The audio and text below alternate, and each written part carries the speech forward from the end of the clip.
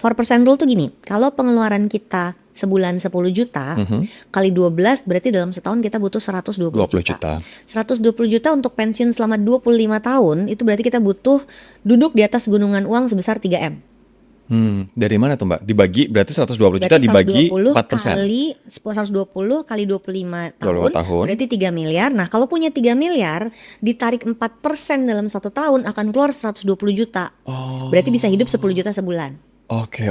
Gitu. Oke. Jadi setiap tahun ambil 4%, ambil 4%. 25 sampai ini habis. itu usia menjelang kita pensiun. Sampai dari 25 sekarang sampai 25 tahun pensiun. itu adalah periode pensiunnya. Kalau dari umur 55 berarti sampai 85 ya. Oh gitu. Gitu. Ini hitungan kasar. Ya. Artinya elemennya bisa diubah semua. Pensiunnya nggak umur 55, maunya pensiun umur 65 bisa.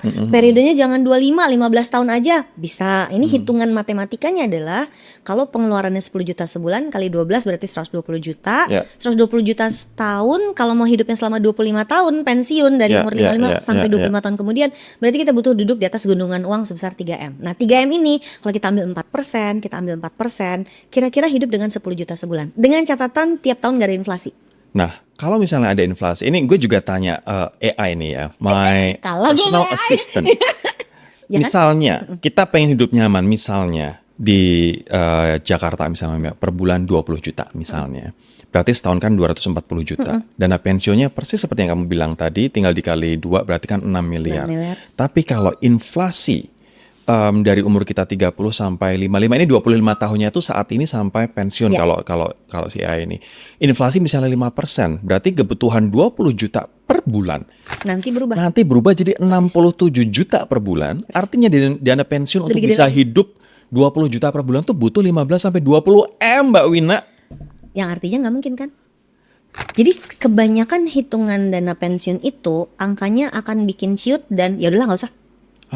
Makanya malah aku jarang demotivasi. bahas dana pensiun pakai rumus yang benar karena ada rumus yang sebenarnya sampai bisa ngitung net investment rate-nya berapa. Artinya gini, kalau inflasinya 5%, kita harus invest di 7%. Supaya investasinya selalu melebihi inflasi. Itu ada hitung-hitungannya.